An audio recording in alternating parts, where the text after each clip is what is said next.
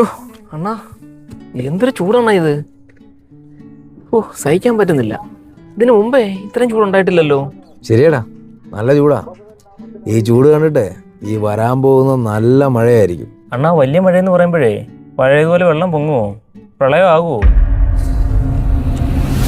ചിലപ്പം വലിയ മഴ പെയ്തേക്കാം, വെള്ളം പൊങ്ങിയേക്കാം, ഉരുളും പൊട്ടിയേക്കാം.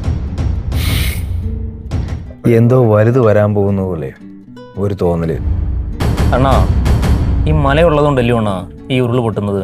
അതുപോലെ തന്നെ ഈ പുഴ ഉള്ളതുകൊണ്ടല്ലയോ മഴ പെയ്യുമ്പം വെള്ളം പൊങ്ങി പ്രളയം ഉണ്ടാകുന്നത്?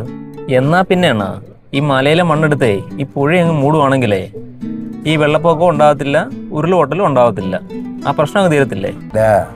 മലയിടിച്ച് മണ്ണെടുത്തും പുഴ നികത്തി വീട് വെച്ചും കാട് കയറിയും ജീവിതത്തിന്റെ നെറി മറന്നും ഞാനും നീയും അടങ്ങുന്ന മനുഷ്യർ ചെയ്തു കൂട്ടിയതിന്റെ പ്രതികാരത്തിന്റെ ഒരാമുഖം മാത്രമാണ് ഇത്ര നാളും ഇല്ലാത്ത, സഹിക്കാൻ കഴിയാത്ത ഈ ചൂട്.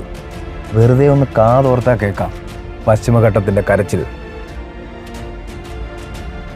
വേട്ടയാടാൻ നടക്കുന്നത് പ്രകൃതിയുടെ മനുഷ്യവേട്ട.